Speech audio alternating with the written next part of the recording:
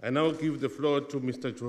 Jonathan Granov, President of the Global Security Institute, on behalf of Unfold Zero. Thank you, Mr. President, Your Excellencies, friends. Senator Alan Cranston often said, "Nuclear weapons are unworthy of civilization." If we contemplate the consequences of the explosion on a civilian population of any of the present 16,300 of these devices of death, the inferno, the radiation, the destruction in proportions far beyond human reckoning, our sense of conscience, our sense of common humanity must compel us to act. Silence, equivocation, or procrastination in the face of this threat that is recreated every day, every moment, is complicity. Nuclear weapons are immoral, and therefore we must work to eliminate them. Mr. President, the convening of this high-level meeting is thus praiseworthy, and it is an honor to speak here today. Promises to seek the security of a nuclear weapons-free world abound. The unanimous decision of the International Court of Justice underlined that duty and declared it universal. Elementary considerations of humanity and conscience embodied in international humanitarian law highlight the prohibition of all weapons of indiscriminate effect. By international treaties, biological and chemical weapons are banned. But imagine if the Biological Weapons Convention said, no state can use smallpox or polio as a weapon, but we will entrust 9 states to modernize the delivery, accuracy, and stockpiling of the plague as a weapon to pursue international order and security. Would that be coherent, equitable, sustainable, and wise?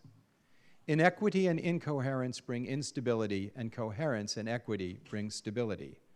The resolution convening us today properly calls for the urgent commencement of negotiations in the Conference on Disarmament to obtain a comprehensive convention eliminating nuclear weapons. But this process need not be limited to only one forum.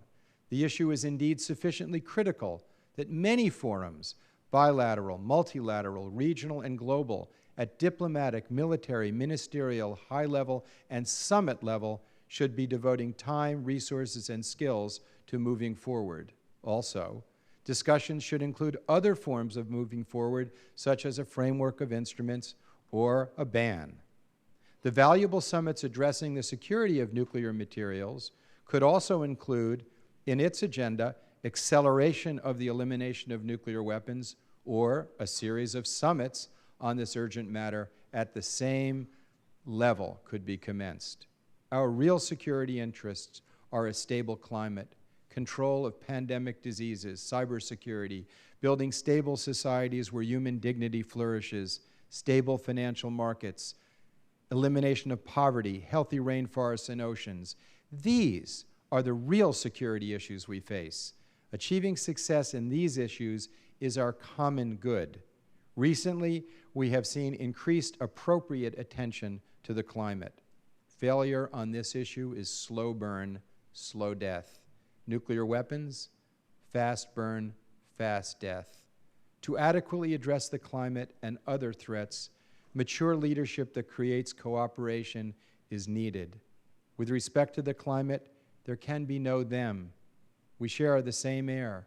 There is just us. Nuclear weapons are not only dangerous and costly, but they are a wall where we need bridges. It is time to tear down this wall.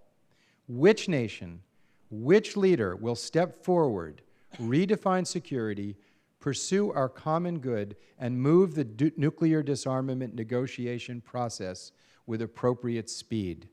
Many believe it is in God's hands. I agree. But it is also in our hands. Thank you.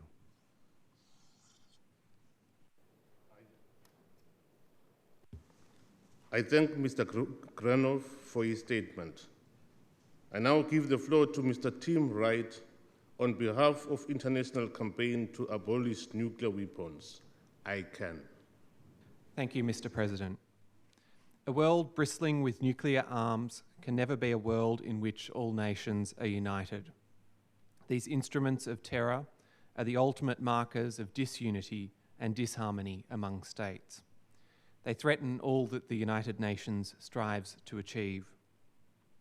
The creation of this UN International Day for the total elimination of nuclear weapons is thus well justified. But it is not an end in itself. Rather, it is an urgent call to action. For 18 years, the Conference on Disarmament has lain stagnant, tarnishing the reputation of the UN, squandering vast diplomatic resources. Its continued paralysis, of course, serves well the interests of those few states that care little for nuclear disarmament. Today, all 9 nuclear-armed states are bolstering their nuclear forces with plans to retain them for decades to come. Many of their allies, too, are complicit in reckless, unsanctionable preparations for nuclear war. The action plan agreed at the Non-Proliferation Treaty Review Conference in 2010 remains largely unfulfilled. It is almost as if the nuclear weapon states believe that the treaty entitles them to possess nuclear weapons forevermore.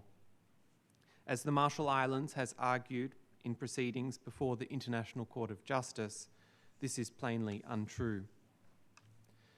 Given the dire state of play, one might be inclined to despair.